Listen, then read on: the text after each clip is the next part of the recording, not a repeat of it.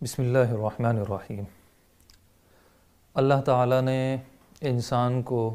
جہاں اور بہت ساری خوبیاں اور صفات سے نوازا ہے، وہاں ایک خوبی انسان کے اندر یہ بھی ہے کہ انسان کے اندر چیزوں کو سمجھنے کا، ان کی حقیقت کو جاننے کا اور ان کی تہ تک پہنچنے کا بھی ایک جذبہ ہوتا ہے۔ اسی جذبے کے تحت انسان بہت ساری چیزوں کو سوچتا ہے، ان کی تہ میں جاتا ہے، ان کی حکمتوں کو سمجھنے کی کوشش کرتا ہے۔ لیکن جس طرح دیگر اوصاف بھی اعتدال میں رہتے ہوئے بہتر ہیں، اسی طرح اس وصف کو بھی جب انسان اعتدال میں رہتے ہوئے کام میں لاتا ہے تو یہ انسان کے لیے بہت مفید اور معاون ثابت ہوتا ہے۔ لیکن اگر اعتدال سے انسان آگے پیچھے ہوتا ہے، افراط و تفریط کا شکار ہوتا ہے، تو پھر انسان نقصان اور خسارے کی طرف چلا جاتا ہے۔ ایک جملہ سماعت فرمایا ہوگا کہ وحی کے نور کے بغیر عقل گمراہ ہے۔ اس جملے کے اندر انسان کی بہت بڑی رہنمائی کی گئی ہے کہ انسان اپنی عقل کو ضرور استعمال کرے، لیکن وحی کے تابع ہو کر۔ تو معاملہ یہ ہوتا ہے کہ بہت سارے احکام کی تہ تک پہنچنے کے چکر میں اور اس کی حکمت کو جاننے کے لیے لوگ بہت کوشش کرتے ہیں، بہت زیادہ غلو کرتے ہیں، اور حتیٰ کہ اس نتیجے پر پہنچتے ہیں کہ اس حکم اور اس فرضیت کا ہی انکار کر بیٹھتے ہیں۔ انہی جیسے احکام میں سے قربانی کا فریضہ بھی ہے، جس کے بارے میں بہت سارے لوگ سوالات کرتے ہیں، بہت ساری باتیں کی جاتی ہیں اور اس پر سوال اٹھائے جاتے ہیں۔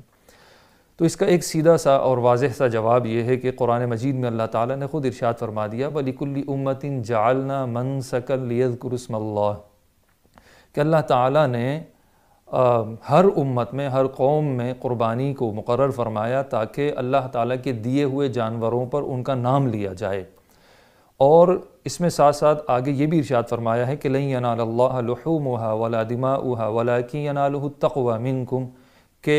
نہ تو اللہ تعالیٰ تک ان جانوروں کا گوشت پہنچتا ہے، نہ ان کا خون پہنچتا ہے، بلکہ اللہ تعالیٰ کو تو تمہارا تقوی پہنچتا ہے۔ تو اس سے جو بات سمجھ میں آتی ہے وہ یہی ہے کہ اصل اللہ تعالیٰ کا جب حکم مل گیا تو اب عبدیت کا تقاضا یہ ہے کہ اللہ تعالیٰ کے اس حکم کو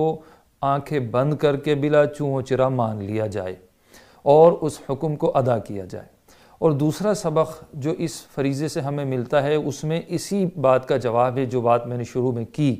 کہ انسان تحقیق اور حکمت کو جاننے کے چکر میں بعض اوقات بہت آگے بھی نکل جاتا ہے۔ وہ یہ ہے کہ جب انسان قربانی کرتا ہے، اس قربانی کے ذریعے انسان کو یہ سبق ملتا ہے کہ اے اللہ، جس طریقے سے آپ کی راہ میں نے اس جانور کو قربان کیا، اس طریقے سے میں آپ کے حکم پر اور آپ کی راہ میں اپنی ہر خواہش اور ہر تمنا کو بھی قربان کرنے کے لیے تیار ہوں۔ اب دیکھیے قربانی کرنے کا جو بہتر اور اعلیٰ طریقہ ہے جو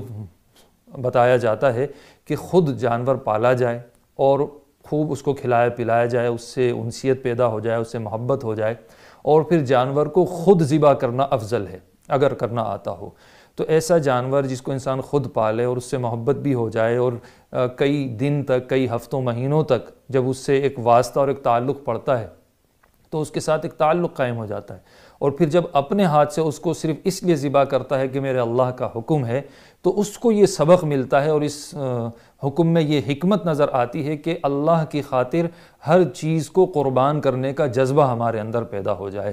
تو اور جہاں بہت ساری حکمتیں ہیں، اس میں ایک بہت بڑی حکمت جو ہمیں علماء اور اکابر اور شارحین سے ملتی ہے وہ یہی ہے کہ اس قربانی سے ہمیں یہ جذبہ حاصل ہونا چاہیے کہ اللہ تعالیٰ کے ہر حکم پر ہم اپنی ہر چیز کو قربان کرنے کی صفت اور صلاحیت پیدا کر سکیں۔ اللہ تعالیٰ ہمیں اپنے ہر حکم کو